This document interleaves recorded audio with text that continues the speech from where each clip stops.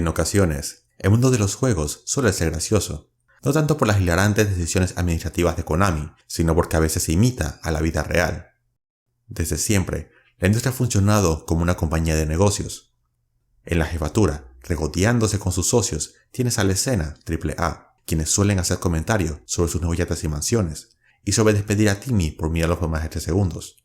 Y, por otro lado, en el piso más profundo de la compañía, aislado de la sociedad, en un cuarto oscuro con muy poca ventilación, tienes al soporte técnico de la empresa, la escena indie, a quienes sueles encontrar comiendo nachos y jugando Rocket League junto a los hombres topo.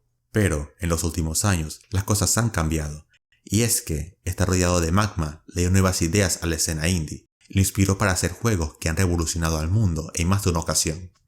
Y es que la escena AAA siempre se ha enfocado en realizar juegos que sigan los mismos lineamientos de aquellos que han sido populares en el pasado. Es por eso que hay tantos shooters, muchos de ellos clones de Call of Duty en el mercado, pero de alguna forma menos que un número de personas en fila para golpear a Shia LaBeouf. En respuesta a eso, la escena indie se esmera en crear juegos que sean distintos a ellos, no solo en jugabilidad, sino también en estilo. De allí se puede decir que son artísticos, como algunas personas los llaman, que para algunos es otra forma de decir que no comprenden de qué trata el juego. Algunos intentan ser tan artísticos que terminan creando una visión tan compleja y confusa que parece tener muy poco que ver con la realidad y la lógica, como tu contrato laboral, pero son unos pocos los que logran mantener un balance y hacer las cosas bien. Esto es Contrast.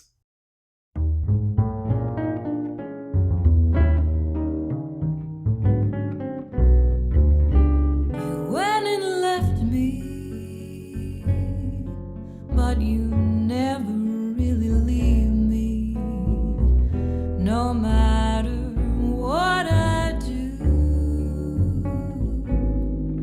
I don't mind when I dream that I've been scalded by steam, but I try not to dream about you. You say you're so...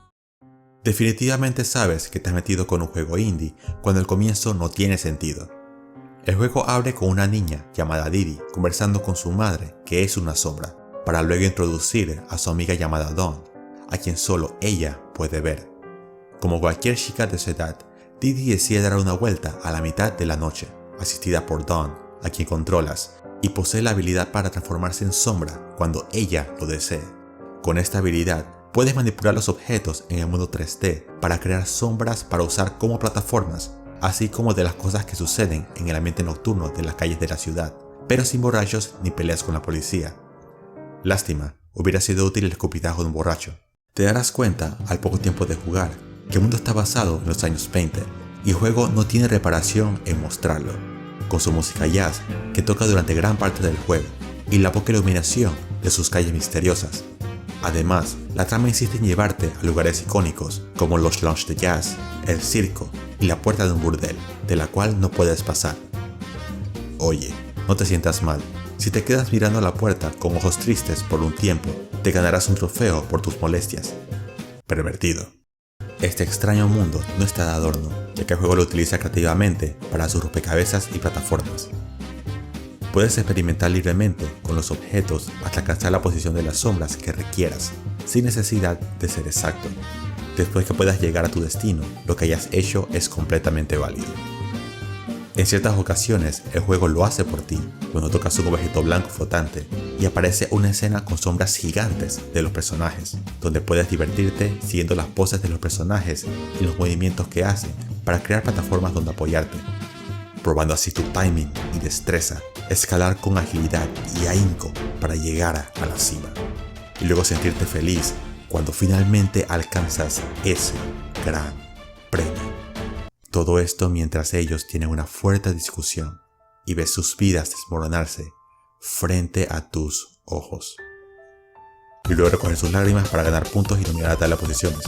Pero que eso no te distraiga del resto del juego, ya que hasta aquí llega lo normal, increíble pero cierto. A medida que la historia avanza y los conflictos entre los personajes llegan a su clímax, el juego padece una crisis de identidad y te hace visitar lugares algo obtusos, incluyendo un faro, un circo, pero sobre todo el taller de un mago, el cual a propósito está lleno de mecanismos complicados, empezando por una compleja serie de pasos para poner las sombras en la posición correcta, siquiera para llegar al siguiente cuarto. Y, una vez allí, lidiar con más diseños obtusos sacados de una obra de M.C. Escher, siguiendo así hasta llegar al final del nivel unas 3 horas después. Cuenta la leyenda que si escuchas atentamente, todavía puedes oír los lamentos de Carlos, quien desde aquella fiesta de Navidad del 84 sigue buscando el baño. Así de complicada es también la relación de los personajes, la razón por la cual Didi suele escapar de casa y hacer lo que le da la gana. Didi vive con su madre, quien es una cantante de cabaret, mientras que su padre es un hombre de negocios que no tiene ni dinero ni éxito, y cuyas deudas causaron que la madre de Didi lo echara de la casa. Desde entonces, Didi sueña con que su padre vuelva a casa, se reconcilien y vuelvan a ser una familia otra vez, e intenta por todos los medios llevar esto a cabo. Esto lleva a explorar el juego en 3 actos, que revelan a cada paso más sobre la historia y el destino de estos personajes.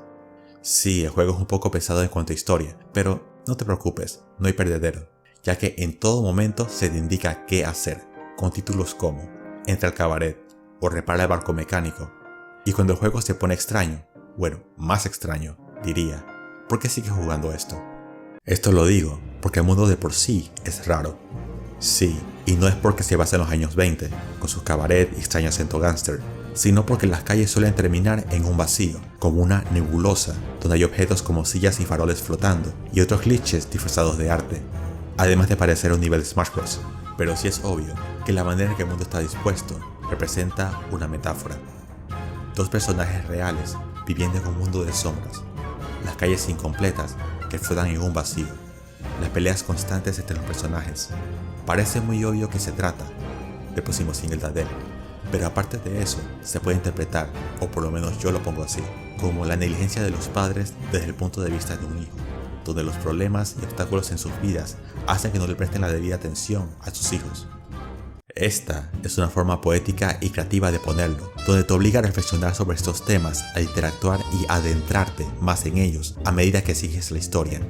Y luego llega el final para arruinarlo todo, donde aparentemente todo tiene una explicación, desde las sombras hasta el porqué del mundo tan vacío, intentando dar una explicación lógica, entre comillas, como la que Timmy quiso dar para explicar por qué su carro terminó dentro de la oficina de su ex jefe.